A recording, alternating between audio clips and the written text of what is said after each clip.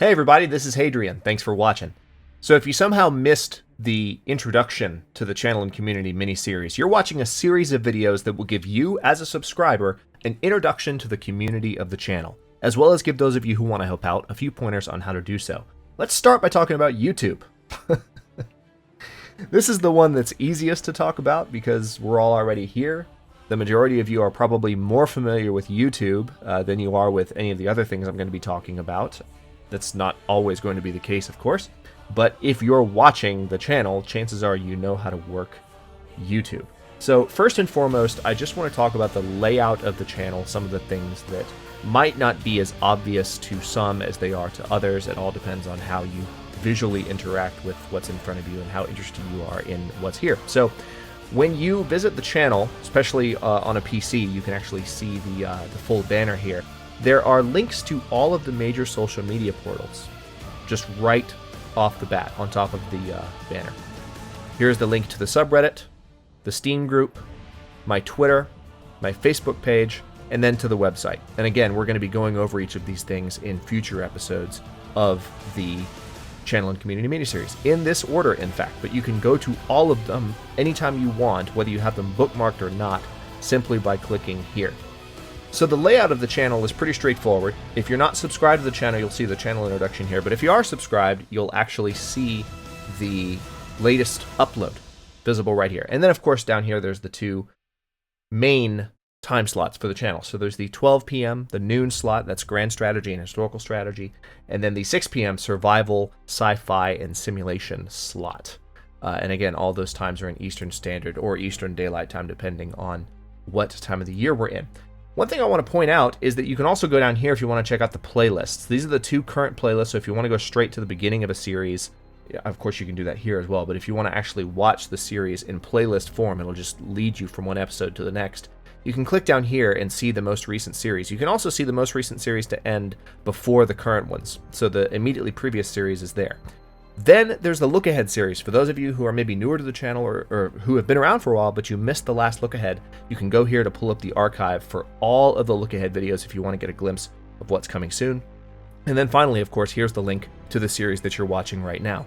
You can also click to the right here and pull up all of the previous series. It just so happened, as of the moment that I'm recording this series, by clicking to the right, you're seeing the entire history of the channel, because Roman Ascension was, of course, the first series. When one more series concludes, one simple scroll over will not pull all the content up, but you can see what other series are there. All the content of the channel from the front page. If you ever want to go into even more detail, just click the playlists page and it'll pull up this way. Or the videos page if you just want the list of the most recent uploads. So that's how to interface with the channel. For those of you who really want to sync up with the channel, there's a really cool little YouTube tweak that you can make. If you're already subscribed to the channel, especially if you're subscribed to a number of channels, you might have noticed that YouTube doesn't always do a really good job with your feed of really giving you all of the updates on maybe your favorite channels. So those of you who have asked me, hey, how do we actually get the updates on the episodes as they go live? Like if you do a subscriber alert or if you do a look ahead, I want to see those when they come out. How do I get those? It's really easy to do that, actually. You can turn your phone, whatever you use to get YouTube notifications, into a literal Hadrian notification device by doing one simple trick. If you're on a PC, just look for this icon here. If you're on a smartphone, I believe it's a little bell icon when you have the channel pulled up. And notice there's this option to receive all notifications for the channel. And then you can change how you're notified. If you don't want to receive emails, for instance, you just want to get a mobile notification, you want your phone to buzz whenever a new video comes out, you can do that simply by turning this on.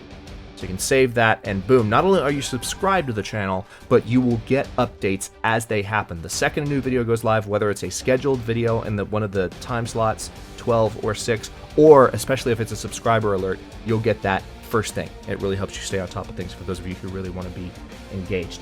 Now, for those of you who want to interact as a community, I just want to point out, especially for those of you who maybe don't want to leave YouTube, you don't really want to get involved in Reddit, don't want to get involved in Steam or Twitter or Facebook, that's fine.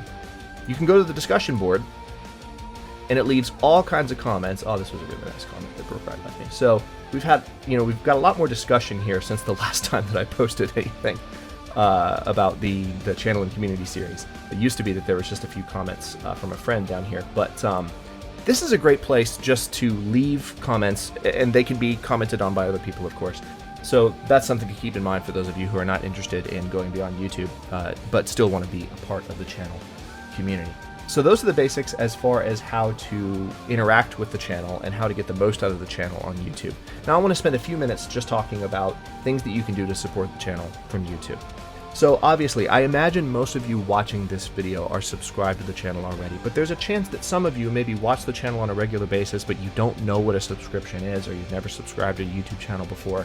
It's free. It doesn't cost anything. All you do is click this button right here, and you've got a subscription, and YouTube will keep you updated on my channel. And then, of course, you can do this step if you would like as well.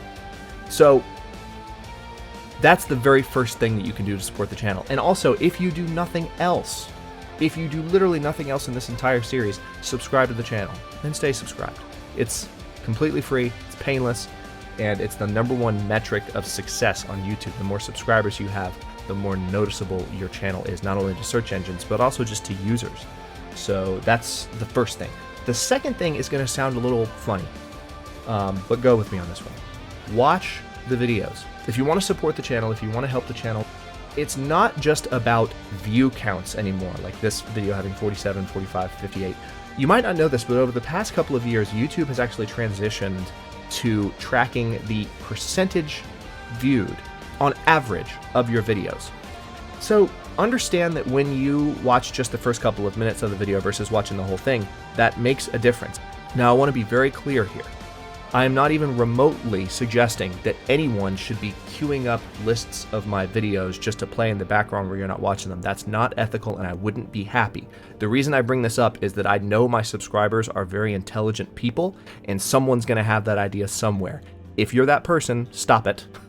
I would not be happy if someone was running the videos in the background to help the channel but not actually enjoying the content. But I think it is helpful, just for those of you who have been with the channel for a while and who want to help out, to know that it actually does help when you watch the video all the way through, because YouTube counts that as a 100% view, and the higher my average percentage viewed is, the better the channel will do. So that makes a big difference. So after watching the videos, the next thing that is really important to understand is liking the videos. Understand, this is not just a validation like, hey, Hadrian, good job, let me pat you on the back and give you a thumbs up, you did a good job of the video.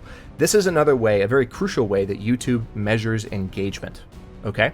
So when you like the videos, you're actually interacting with the screen in front of you. That's how the internet knows that you're paying attention to whatever it is that you're watching. So it's a great way to show YouTube, hey, this content it has the approval of its users, it's popular, we should rank this higher on search results. So just liking the videos, again, much more than a validation for me, it actually helps the channel directly when you click on those buttons. So just know that. That's something that's very helpful whenever you do it. And the very last thing I want to point out, this is another measure of engagement, but in addition to helping the channel, it also helps me directly as a person.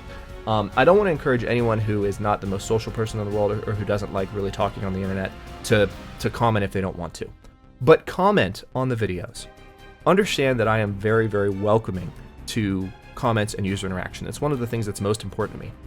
Any day, I would rather have a community full of awesome people that enjoy interacting with me and enjoy interacting with each other than I would have 500,000 subscribers or something like that. So again, one thing I do want to key in on as I finish here, when it comes to the comments in particular, I'm not trying to make anything happen. Just if you feel compelled to comment, don't be shy, is what I'm saying. If you don't feel compelled to comment, don't comment. I'm not trying to force more comments to develop on the channel. Certainly not. That would be silly. But anyway, that is the long and short of it. I've probably recorded a little bit too much here on YouTube, but I wanted to cover as much ground as I could, since this is where most of us spend most of our time.